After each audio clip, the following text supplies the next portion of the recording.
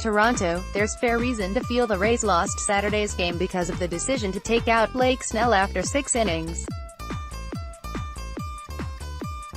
But they also had several chances to win it, or at least get into position to, that they didn't take advantage of.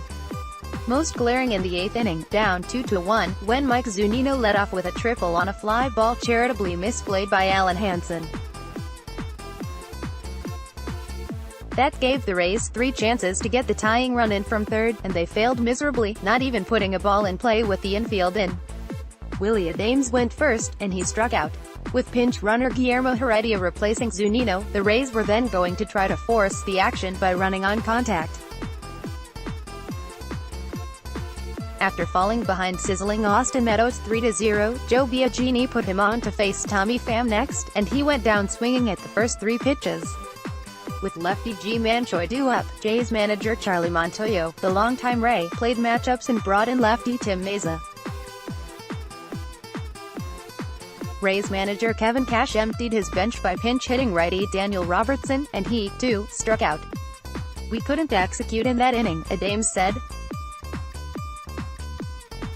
"That was our chance to at least tie the game and put the pressure on them." The Rays wasted some other opportunities, going 1 for 11 with runners in scoring position, stymied early by the off-speed stylings of Jays starter Clay Buchholz.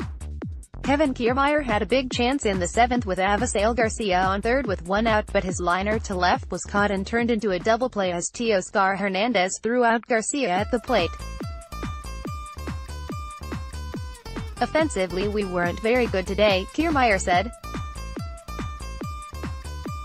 "That was a tough one." Talking a good game, Rays catcher Mike Zunino was surprised to hear that Toronto's Freddie Galvis complained to reporters after Friday's game that he was distracted and frustrated by Zunino and home plate umpire Quinn Walcott talking during his at-bats, including a key called third strike that may have been a ball. "I try to always be respectful and not talk as guys are hitting, usually doing so in between pitches and in between batters," said Zunino, who has known Walcott since the minors. "If that frustrated him, I don't know what to tell him. I hear catchers talk a lot more than me. I'm sure it's always frustrating if there's some calls that didn't go his way, but I think it's pretty hard to just blame it on a conversation between a catcher and an umpire." Also, Zunino said, "I can be 100% honest with you and say there is never a conversation going on as the guy is in the box. I respect guys' careers and jobs too much to do that. It is pretty funny though." Meaningful Mound Sunday will be on the second time Rays veteran starter Charlie Morton, 35, has pitched in Toronto, and it will be special for an interesting reason. "The biggest thing I get from pitching here is taking the same mound as guys like Hall of Famer Roy Halladay, Chris Carpenter, A.J. Burnett, guys I looked up to," Morton said. "It's not so much the lighting or the turf or stuff like that, it's more sentimental." Quote of the day, "He looks like Elf on the Shelf, that's what I tell him, but man, he can hit a ball a long way and really hard." Rays Kevin Cash on not even as listed 5'10", 185-pound Brandon Lowe, who, with Meadows, homered Friday into the rare air of the Rogers Center upper deck.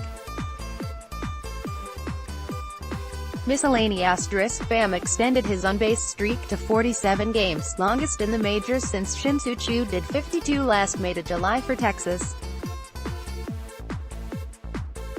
Asterisk, the first post-Tommy John surgery starts went well for RHP's Jose De Leon and Brent Honeywell, who each threw an inning in an extended spring game in Port Charlotte, clocking 91 to 94 miles per hour.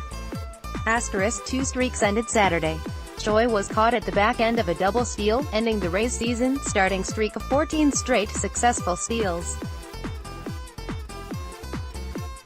Their franchise-best streak of scoring in the first inning ended at 7 games. Asterisk, Blake Snell said losing his no-hitter on a single by Jays catcher Luke Miley, a former minor and major league teammate, was not surprising. "He's caught me probably 100 times.